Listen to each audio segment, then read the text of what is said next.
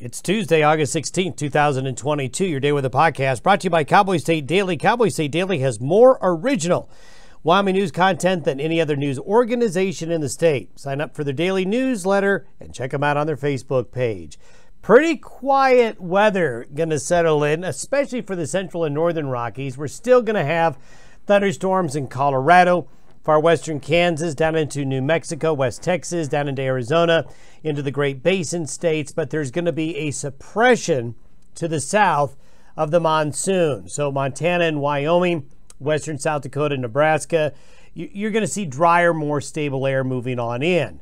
That's going to suppress that monsoon to the south. It's going to be warm, but, it's not going to be hot. I think the worst of the summer heat is over. Yeah, we've got warm days coming, but I don't see the heat as intense in the coming weeks than what we have seen so far this summer. This will be especially true out in the central and southern plains, but stretching back into the western high plains as well. Temperatures and conditions will be a little bit better in terms of chances for thunderstorms this weekend and early next week as that monsoonal moisture flow gets a surge northward again. I am not expecting the monsoon to be as deep this weekend as last weekend, but there will be thunderstorm chances starting to come back in later this weekend and into early next week, but probably through Thursday or Friday. Not a lot going on. Could we have a late August, early September cold front? We've kind of hinted at this in the last week or two, and we're going to show you something that's showing up on the maps. Something to watch, something to look out for, something to have some fun with as we get to the end of the month in early September. We'll see whether or not it transpires, but there are some hints up north of something coming later in the month or early September. Taking a look at the water vapor photos this morning, you can see there's a thinning out here, the monsoon moisture, just kind of a little bit of a bridge here. Here's that system we talked about yesterday moving northwestward out of Texas into Big Bend country. That's headed up into the southwestern United States later this week. Then there's drier air. You see this drier slot of air, this orange? So it's suppressing this monsoonal moisture further south, and that's where it's going to settle in here over the next couple of days. High pressure is getting stretched out a bit from East Texas back up into Idaho, and we're going to see an axis of high pressure kind of setting up like this, backing up into the Pacific Northwest, while this little guy right here, we kind of have to watch this. This can kind of get lost in the noise, so to speak, but this system is drifting northwestward and will come in the southwestern United States later this weekend into the start of the weekend, and it may produce more weather than the modeling is showing. So keep that in mind for you folks in the southwestern United States and the Great Basin. This is the subtropical moisture plume. This is for this afternoon and evening. You can see it's elongated now east-west. Over the weekend, it was elongated north-south, but as the axis is kind of rotating, so it's going to be stretched out more like this, and that's where the thunderstorm activity is going to be, and that's where the thunderstorm activity will be down south. Now, this is by Friday afternoon. See how the high is getting squeezed a little bit? We have this trough settling into the upper Midwest and the Great Lakes. That's going to cool off a good part of the Corn Belt in the Midwest and even into the southern plains and bring shower and thunderstorm activity to that area there. Then there's that little sneaky low now that's in the Baja area coming around onto the backside of the high. Notice up here, we have more colors now. There's more reds, there's more yellows and the greens as temperatures up into those northern latitudes are getting colder. By Friday morning, you can see the axis of moisture is elongated back to the north-south again generally. Dry air coming in behind that front across the high plains region. So west of the Continental Divide here, we're going to get into thunderstorm activity that'll be more active by Friday. This is by late Sunday night into Monday morning. See this guy right there? That's the same one. It's now moving into Utah. So later in the weekend, we're going to see more shower and thunderstorm activity there. We have this little frontal system and trough coming into the Pacific Northwest Sunday night and Monday.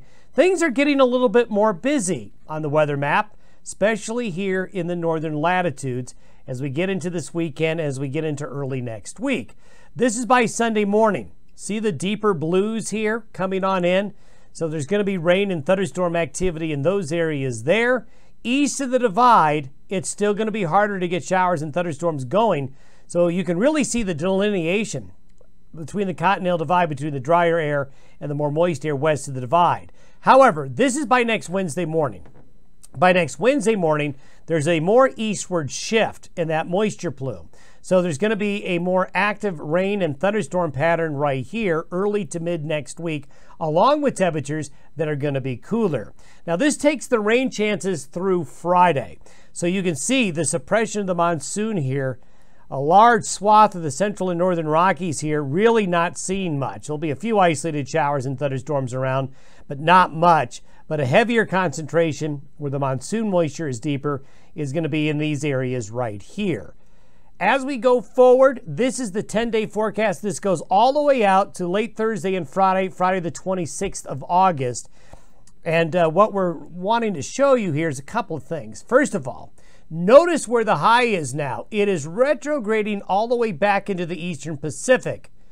We have a couple of troughs and a front. This is a little bit of a frontal system and a trough coming through Wyoming, Montana, and Colorado by late next week. That'll cool things off a bit. That's why it's going to be hard to maintain any really extreme heat now for much more than a day or two. There still will be moments of heat. I'm not saying we're done with the heat, but we're not going to see it as extreme or as long-lasting now for the rest of the month.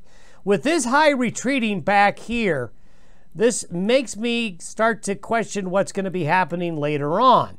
Because if this high continues to build and grow westward and northward into the Gulf of Alaska, which is what we're seeing as hints at, this means that later in the month and towards early September, there's likely going to be a shot of cooler weather into the central and northern areas of the United States. And here it is. This is looking out to Saturday, August 27th. And that high pressure ridge now is extending further out into the eastern Gulf of Alaska. So the door opens to cooler weather. And look at this trough. Now, whether or not it's this strong, we'll see. The models, this is a model. Remember, as I say many times, models are tools. Models are not reality. But the modeling is hinting at a westward shift of the high into the eastern Pacific. And this is a cooler signature for a lot of Canada and the lower 48 as we get to the end of the month and into early September. This is pretty darn impressive system, really, for this late in August. We'll see if it transpires or not. We'll keep an eye on it for you. This is the temperature anomaly by the weekend of the 27th and 28th. Look at all the blue and purple and green in Canada pushing into Montana, the Dakotas, parts of Wyoming, into the upper Midwest. That's a really interesting looking stretch of weather. We have talked about how sea surface temperatures are very important.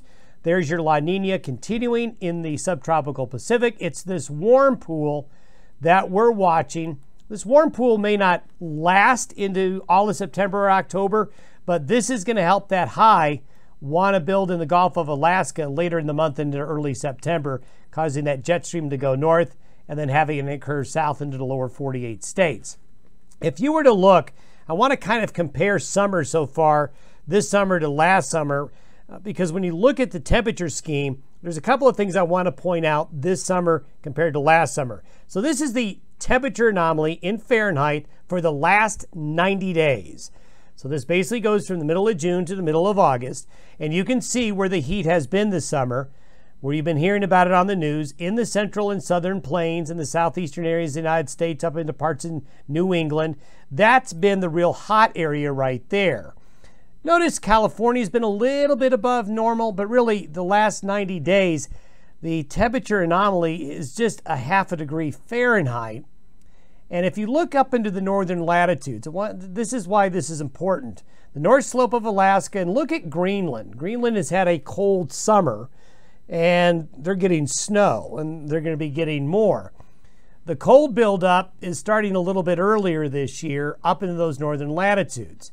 So let's compare this summer with last summer. This is the temperature anomaly for 2021. Notice that the heat last summer was from the Great Lakes to Western Canada back into the Intermountain West and the Pacific Northwest. So if you add up the 90 days, mid-June to mid-August this year compared to last year, the westward extent of the heat was certainly more in the northern and western areas of the United States than it was a year ago at the same time frame, while the southern plains actually had a cool summer last year. So things are a little bit different. With it colder up in Greenland, this is the snow accumulation so far. This line right here is the mean. And so as you can see, this is basically how much snow is on the ground over sections of Greenland. and it's above the 30-year average, the mean there. So we're looking at things starting to build up in those northern latitudes, and if we were to measure temperatures up in the Arctic this summer, Arctic temperatures this summer, if you notice the green line, that's your 30-year average. The red line is measured. So with only a few exceptions has it been warmer than normal in the higher latitudes of the northern hemisphere during the summer season. It was warmer than average in the winter, and that's what we're seeing.